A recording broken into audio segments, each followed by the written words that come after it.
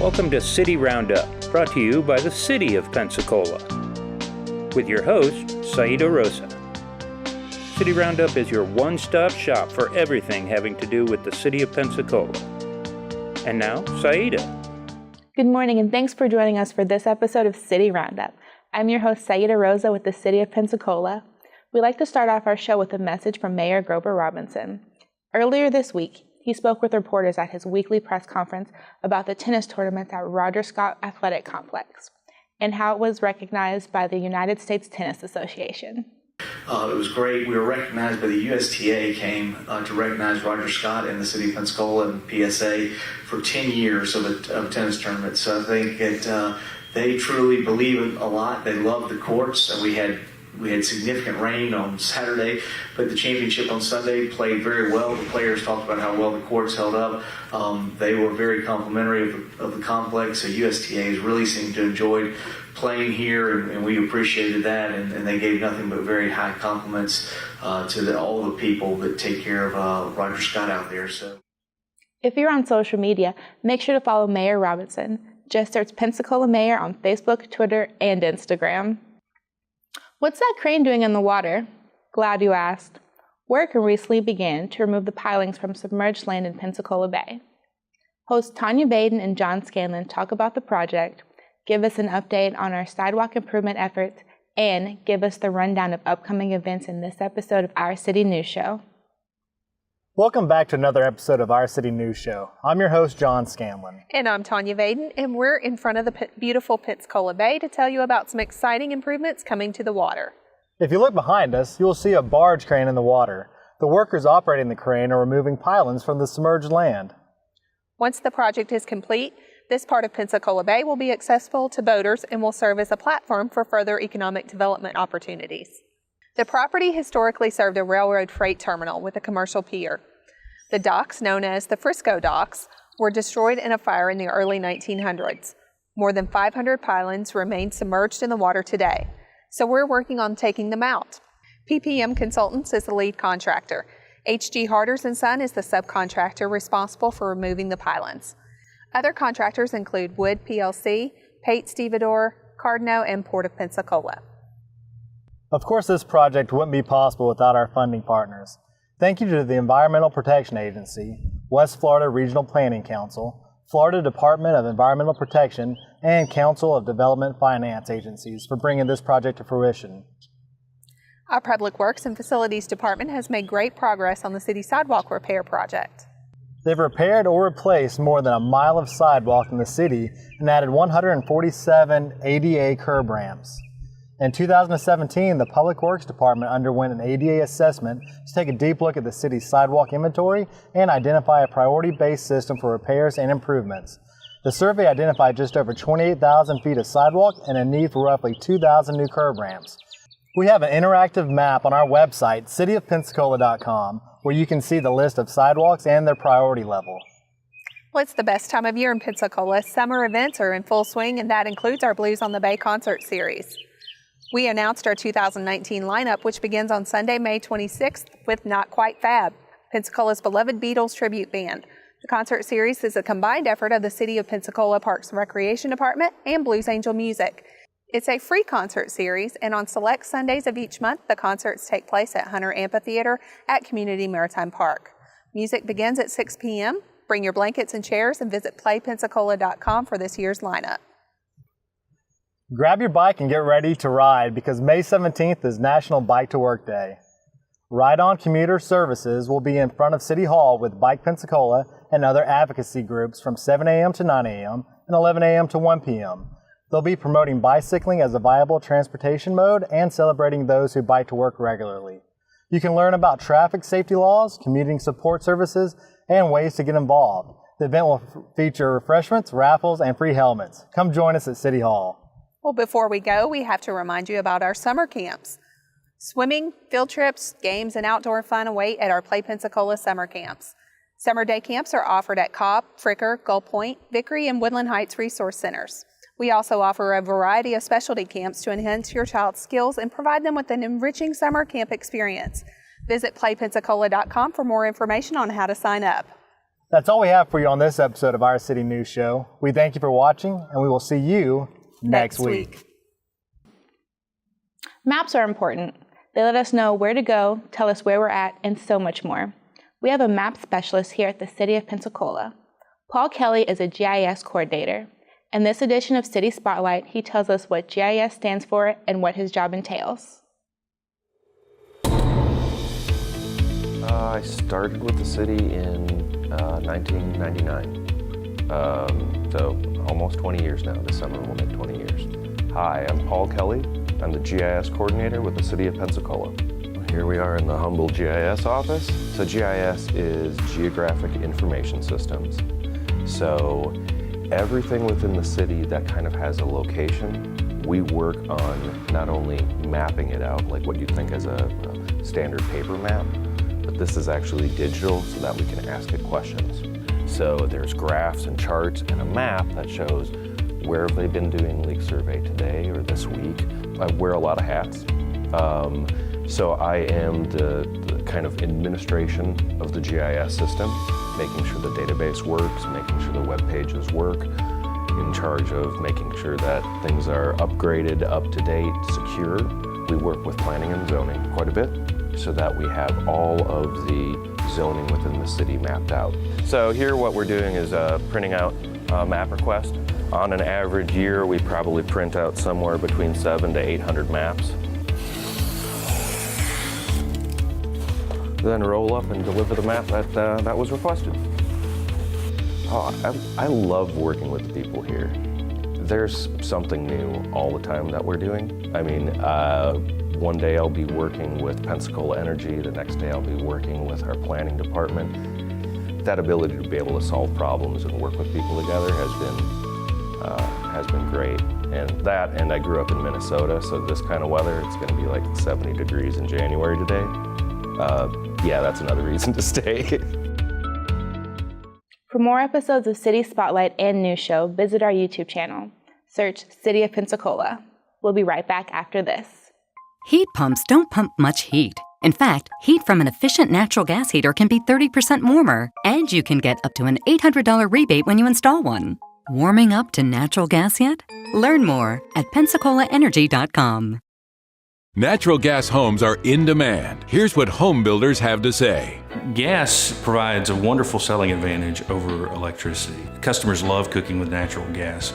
It gets hotter faster. The temperature is actually more controllable.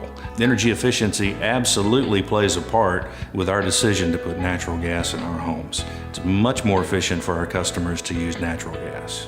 Natural gas from Pensacola Energy, the clean, reliable, earth-friendly choice. We now turn to our green tip of the week.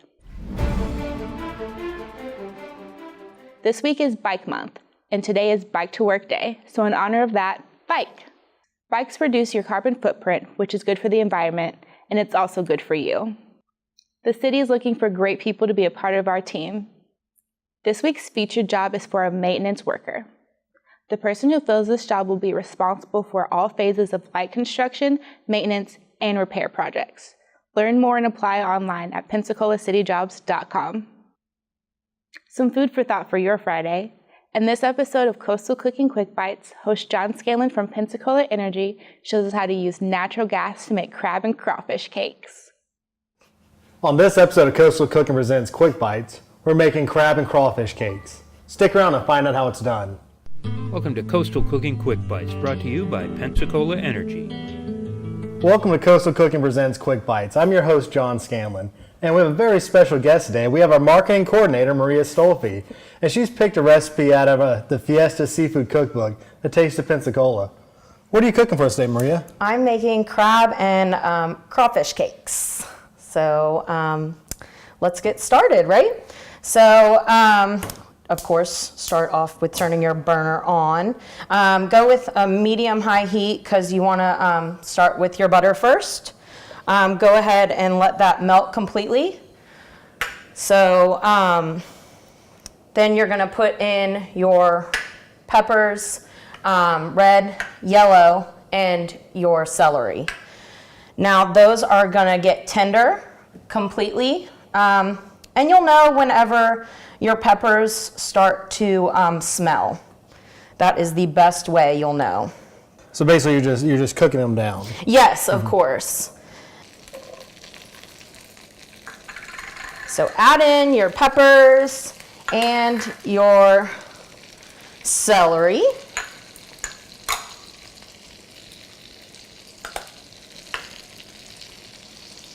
Just mix that in. And that's about 2 tablespoons worth of each? Yeah, 2 tablespoons of each. And right now it kind of seems like a lot for crab cakes. But when you mix everything together, you'll see that it's not a lot. And at the end, it does add a little bit of crunch to your crab cakes. And it doesn't take a lot to have them cook down. If you're kind of in a hurry, just turn up the heat a little bit. If you like a little bit of extra crunch to your cakes, don't let the vegetables cook as long.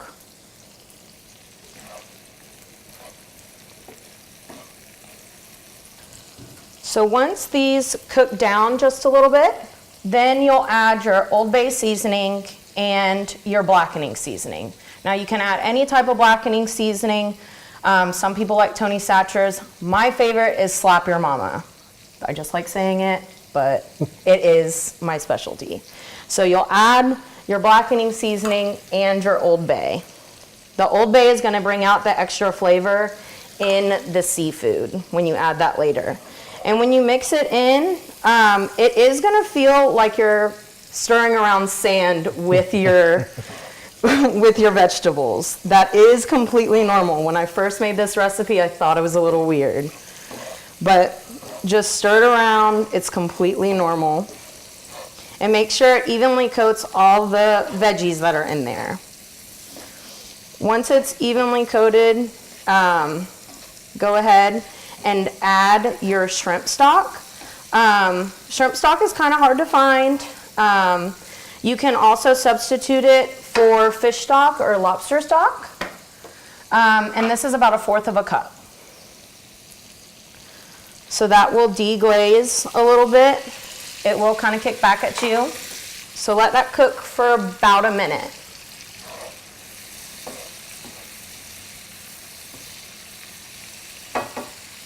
And this is a very different way of cooking crab cakes. Usually when you cook crab cakes, you just kind of mix everything into a mixing bowl at first. So this is a very different way of cooking it with a little bit of a wetter way to mix it. But once we get into the mixing part, you will see the crab cakes kind of form together. So once this is done kind of cooking, then you'll add your seafood, which is lump crab and your crawfish, also known as crawdaddies. Shout out to Jim. So throw that in there.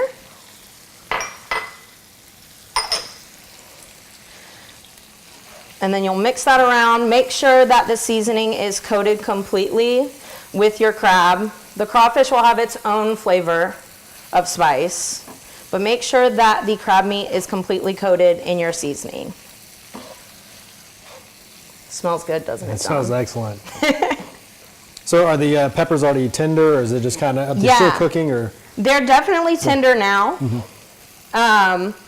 And like I said, if you wanted a little bit of extra crunch to your crab cake, go ahead and just throw the peppers in and just start throwing in your blackening seasoning and everything. Some people like a little crunch to their crab cakes, and sometimes you want them a little bit softer. Mm-hmm. And like I said earlier, this is on about medium-high heat. Throw that over some rice and we're good, right? Exactly. This is a very good mixture. Okay, so once this is simmered down a little bit, we're going to turn down the heat to simmer. You can turn it completely off because we're going to add it into the mixing bowl, which it doesn't really specify in the recipe. It just says to cool a little bit. So I put it in the mixing bowl, kind of figured that out the hard way at first. So we're going to add that into the mixing bowl.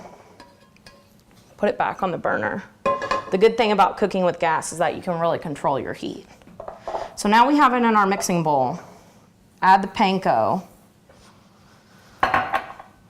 And then it says to lightly beat your egg. Of course, when you mix it together, you're lightly beating your egg. So we're just gonna fold in your panko and your egg. So as you're mixing it, it's gonna cool down a little bit so you can actually form your cakes. If your mixture is a little bit wet, you can always add more panko crumbs. The recipe calls for a cup, but if it's a little bit wet, you see that the cakes aren't gonna stick, just add more panko. Now egg is like the glue for cooking. So now that it's sticking together, roll up those sleeves and now you're ready to make your cakes. So depending on how you like your cakes made, it calls for 3. You can always, 3 is like a little bit big, but depending on your crowd, you can make them smaller. So I always like to start off, because I'm full Italian, so you can start off with a meatball and kind of flatten them out and make them into a disc, just like that. And flatten them out and make them into a disc. Just like so. Excellent. Then you can put them back onto your skillet.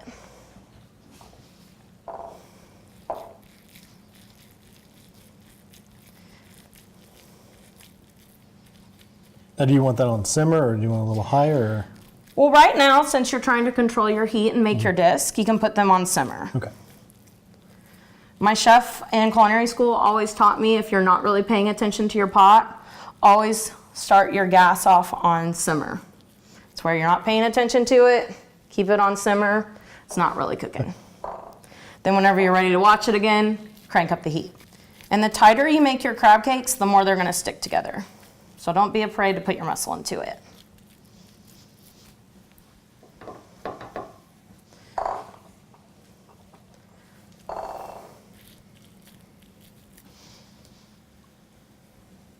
Look like hamburgers. Right? Now panko crumbs compared to breadcrumbs are a little bit more crunchier. So if you ever forget to go to the grocery store and forget your panko crumbs, your breadcrumbs are gonna be tasting more like a hamburger than a panko crumb. All right. So now that I'm paying attention, I'm gonna crank up the heat a little bit more. All right, now we got the heat turned up just a little bit more. We're about to flip these puppies over. You really just want to keep them about 2 to 3 minutes on each side, depending how big your crab cake is. So you can just hold it on one side and just flip it over. And really, whenever you're about to flip it over, just make sure you're pressing it down just a little bit, because you really want that inside to be cooked all the way through. You don't want it hard on the outside corners and then mushy in the inside. Now that the heat is up, just give them about 2 to 3 minutes on one side, and then just make sure you secure, and then we're gonna go ahead and flip them over and just pat them down on one side, because you wanna make sure that they're well cooked in the middle. You don't wanna leave them super mushy in the middle. So just almost like a Krabby Patty. All right, there we go. 2 to 3 minutes on each side. Flatten them down. So we're 2.5 minutes away from plating these things. Exactly. And they're smelling really good too.